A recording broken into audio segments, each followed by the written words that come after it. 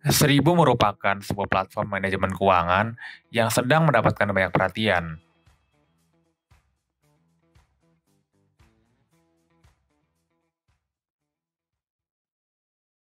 Namun, masih memiliki kendala dalam memonetisasi target pasarnya.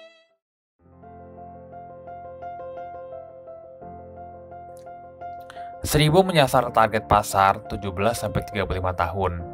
Pada kelompok usia tersebut, banyak yang sudah memiliki usaha, terutama pada level UMKM. Pada tahun 2019, jumlah UMKM di bawah 35 tahun telah mencapai 40%. Berdasarkan Sandit Index, generasi muda Indonesia juga memiliki minat yang tinggi untuk berwirausaha, yaitu sepertiga dari total usia produktif dan sebanyak 34% dari keseluruhan masyarakat Indonesia telah melakukannya. Data-data tersebut, beserta data keuangan pengguna yang dimiliki Seribu, belum dengan maksimal dimanfaatkan oleh Seribu untuk menghadirkan inovasi dan pelayanan yang dapat mendukung keperluan penggunanya. Maka dari itu, perkenalkan kami dari tim Satgas. So we present to you Seribu Flourishing Method.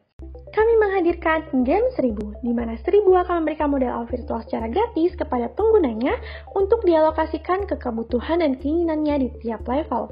Misalnya pengguna akan mengalokasikannya ke edukasi sebanyak 50%, kebutuhan sehari-hari 30%, dan keinginannya 20%. Diharapkan pengguna dapat terbiasa untuk mengalokasikan setiap uang yang dimilikinya di kehidupan nyata. Jika modal virtual habis, maka pengguna dapat menukarkannya dengan koin. Pengguna hanya diberikan 2 level gratis di awal permainan, setelah itu pengguna perlu menukarkan koinnya untuk lanjut ke level berikut. Koin yang ditukarkan dapat diperoleh secara gratis dengan menunggu selama 3 jam atau mengerjakan kuis literasi keuangan. Selain itu, pengguna dapat membeli koin 1000 untuk memperoleh modal virtual. Dari sini diharapkan agar 1000 dapat meningkatkan tingkat literasi keuangan hingga 40% serta memperoleh transaksi hingga 20%. Solusi kedua adalah SMA, 1000 mengelola aset. 1000 memiliki data tabungan, pemasukan, dan pengeluaran penggunanya. Data ini dapat dimanfaatkan 1000 untuk mengetahui aset menganggur milik penggunanya. Dari sini, 1000 dapat menjadi manajer aset yang meng-approach pengguna potensialnya untuk berinvestasi.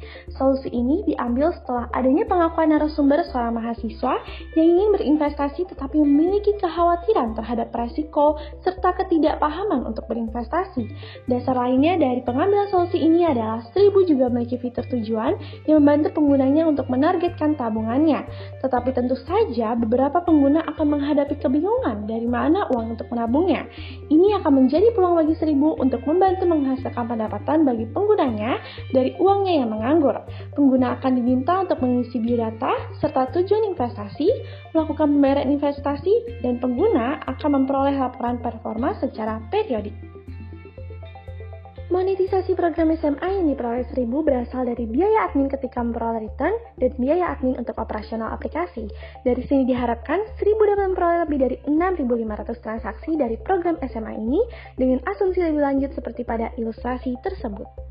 Secara keseluruhan, 1000 Flourishing Method yang menargetkan individu dapat terlihat pada customer journey berikut yang dimulai dari awareness hingga retention.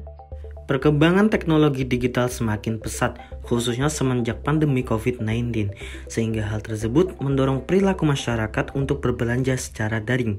Platform perdagangan elektronik yang beragam menjadi pilihan masyarakat untuk berbelanja dan bertransaksi.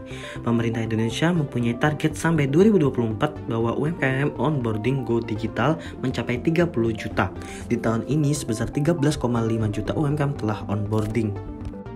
Melihat peluang tersebut, sehingga dibutuhkan pendukung pencatatan keuangan e-financing dalam bentuk aplikasi digital bagi UMKM sehingga akan lebih tersusun dalam laporan keuangan yang dimilikinya. Benefit yang akan diberikan dari e-financing yang pertama, lebih tersusun dan praktis. Yang kedua, ERP system dari 1000 akan mengevaluasi keuangan dari UMKM. Yang ketiga, berpotensial untuk mendapatkan kemudahan pemodalan dan peminjaman. Gizi yang diberikan untuk UMKM yakni akan memberikan penurunan hingga 15% untuk G&A atau General and Administrative Expense UMKM. Dilansir dari website kominfo.com, kontribusi dari UMKM terhadap perekonomian Indonesia memiliki daya serap hingga 97% dari total tenaga kerja di Indonesia yang dapat menghimpun sampai 60,42% dari total investasi. Di lain sisi, kemampuan ekspor UMKM Indonesia masih terbatas sekitar 14,37% dari total ekspor serta memanfaatkan e-commerce masih rendah yaitu sekitar 21%. Keterlibatan Seribu memiliki pencatatan dari para pemilik UMKM yang berpotensial secara keuangan maupun kemampuan yang dimilikinya. Pemirsa pada Seribu akan mendapatkan kesempatan untuk mendapatkan suntikan dana dari para investor, sehingga Seribu akan menawarkan kepada calon UMKM yang berpotensial melalui beberapa tahapan untuk go ekspor. Berikut merupakan rincian dari financial projection dari 1000 flourishing asset dengan NPV 776 juta lebih serta IRR 16,01%. Untuk go-to-market strateginya, tim kami melakukan dua pendekatan, yaitu menggunakan framework RACE untuk individual dan framework AER untuk UMKM. Untuk pendekatan individu, kami akan menggunakan framework RACE yang terdiri dari Reach, Act, Convert, dan Engage. Pada tahap pertama yaitu Reach, kami akan meningkatkan daily user sebesar 30% dalam setahun dengan menerapkan strategi villa marketing, baik itu berupa iklan media cetak seperti billboard, banner, maupun media digital seperti video dan IG post. Yang kedua adalah Act. Secara bertahap, kami akan mengurangi cost per acquisition sebesar 20% dalam setahun. Untuk mencapainya, kami akan membuat sebuah brand value yang kuat, baik dari kampanye media cetak maupun dari mulut ke mulut atau word of mouth. Setelah dua langkah tadi, kita akan masuk ke tahap convert. Pada tahap ini, kami akan meningkatkan conversion rate yang semula 1% menjadi 2% dalam setahun. Untuk mencapai hal tersebut, kami mengembangkan program afiliasi yang berupa referral dengan toko-toko yang sudah memiliki nama. Tahapan terakhir dalam pendekatan ini adalah engage. Pada tahap ini, kami akan meningkatkan time to live atau TTL dari 2-3 tahun. Dan untuk mencapainya, kami akan secara rutin mempost konten edukasi dan melaksanakan pembelajaran atau kursus secara online.